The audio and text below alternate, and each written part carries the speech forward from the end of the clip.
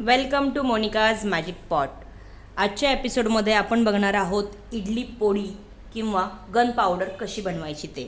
त्यासाठी सगळ्यात आधी इथे मी एक जाडबुडाचा पॅन घेतलेला आहे। त्यामध्ये मी 1/3 कप गावरान तीळ जे आहेत ते टाकणार आहेत आणि ते छान असे भाजून घेणार आहे। तीळ भाजले की नाही हे कसं समजणार, तर ते तीळ जे आहेत ते तडतडायला लागतात आणि मग समजायचं की आपले तीळ जे आहे ते छान मस्त असे भाजून झालेले आहेत। गन पावडर जी आहे ती इडलीसोबत, डोशासोबत, उत्तप्पासोबत खाण्याची पद्धत आहे। साऊथमध्ये अतिशय स्पेशल अशी ही मानली जाणारी ही ऑल ओव्हर वर्ल्ड खूप फेमस आहे। पण त्याचं प्रमाण जे आहे ते जर तुम्ही एक्झॅक्ट फॉलो केलं तरच त्या पोडीची चव जी आहे ती खूप छान लागते। त्यामुळे व्हिडिओ शेवटपर्यंत पहा। तुम्हाला मी सर्व जे माप आहेत, सर्व जे जिन्नस आहेत ते योग्य प्रमाणात कसे घ्यायचे ते सांगणार आहे। त्याचप्रमाणे डिस्क्रिप्शन बॉक्समध्ये देखील तुम्हाला याचे सर्व डिटेल्स मिळतील। तुम्ही बघू शकता हलका असा आपल्या या तिळांचा रंग जो आहे तो बदलायला लागलेला आहे। जे काही जिन्नस आपण भाजून घेणार आहोत ते मंद आचेवरती भाजून घ्यायचे आहेत। जर गॅस फुल केला तर ते जळतील आणि आपल्याला हवी जशी चव आहे तशी मिळणार नाही। त्यामुळे सर्व जिन्नस मंद आचेवरती छान असे भाजून घ्यायचे आहेत। 2 ते 3 मिनिटातच तीळ जे आहेत ते छान भाजून निघतात। आणि हे बघा, तुम्ही आता थोडासा आवाज ऐकू शकत असाल तीळ तडतडण्याचा।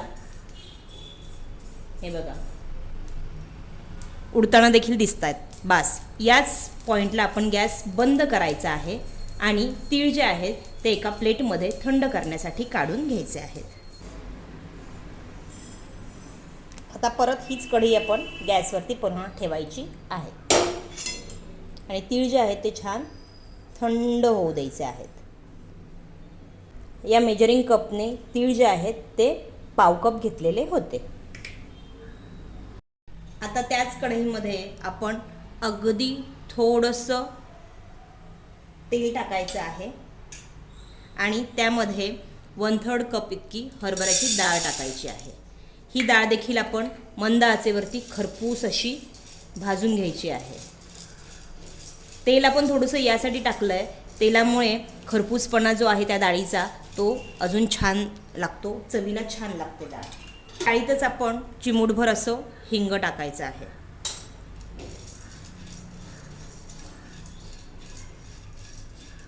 मंद आचेवरती डाळ देखील आपण छान खरपूस अशी भाजून घेऊयात। तुम्ही ते पाहू शकता, डाळ मस्त खरपूस अशी आपली भाजली गेलेली आहे। 4 ते 5 मिनिट लागतात डाळ खरपूस भाजण्यासाठी। आता ही डाळ जी आहे ती आपण थंड करण्यासाठी प्लेटमध्ये काढून घेऊयात।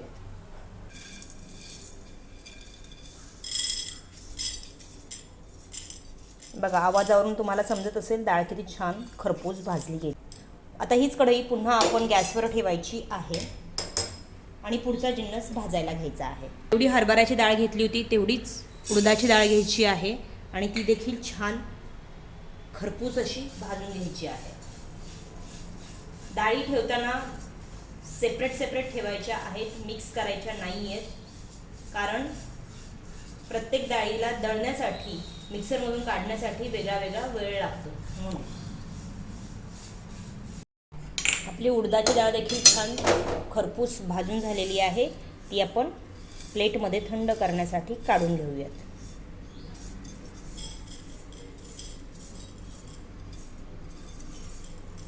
यामध्ये आपण 5 ते 6 लाल मिरच्या ज्या आहेत ते छान भाजून घ्यायच्या आहेत।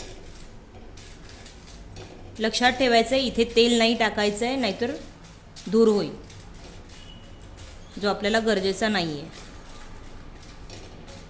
छान खरपूस अशा ह्या मिरच्या देखील ह्या पॅनमध्ये भाजून घ्यायच्या आहेत। 2 ते 3 मिनिटात मिरच्या छान भाजून होतील।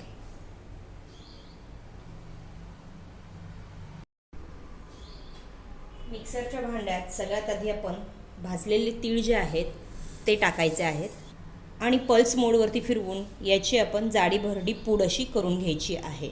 लक्षात घ्यायचं आहे, मिक्सर जे आहे तो कंटिन्यू चालवायचा नाही आहे, अन्यथा त्याला तेल सुटेल. तुम्ही इथे बघू शकता, आपण तीळ जे आहे ते जाडे भरडे छान असे मिक्सरमधून काढून घेतलेले आहेत.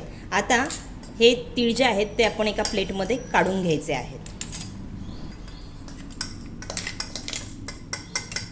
आता आपण थंड केलेली हरभऱ्याची डाळ जी आहे ती बारीक करून घ्यायची आहे.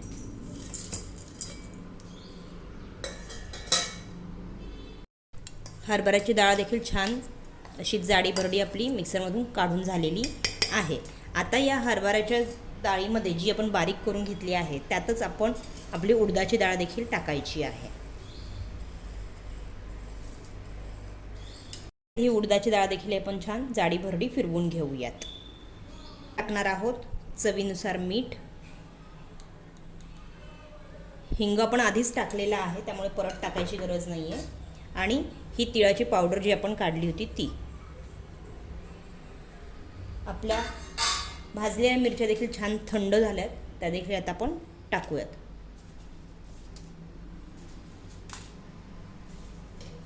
आणि छान एकदा फिरवून घेऊया. झाली आपली पोळी तयार. एकदम मस्त छान अशी आपली ही इडली पोळी रेडी झाली आहे. पावडर बघा किती छान झाली आहे. अशीच ही मोकळी मोकळी व्हायला पाहिजे, कारण आपण जे वेगवेगळे जिन्नस दळले त्याचं कारण देखील हेच आहे. मस्त ही इडली पोळी रेडी आहे. पाहत रहा मोनिकाज मॅजिक पॉट. पुन्हा एकदा भेटूयात अशाच एका छान रेसिपीसही. Till then bye bye and enjoy. तयार झालेली पोळी आपण छान सर्व करून घेऊयात. हे बघा, कलर पण त्याचा खूप छान आलेला आहे. अगदी मस्त अशी झालेली आहे आपली पोळी. आता यामध्ये छान असं आपण तूप टाकूयात.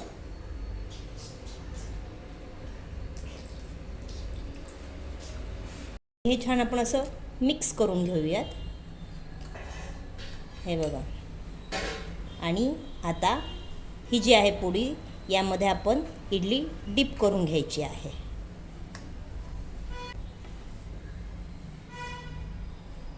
अशा पद्धतीने आपण इडली जी आहे ती छान अशी डिप करून घ्यायची आहे पोळीमध्ये. बघा,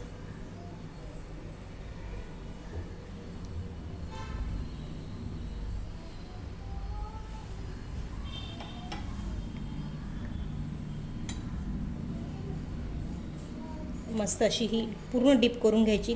तितका छान फ्लेवर ते आपल्या इडलीमध्ये येतो.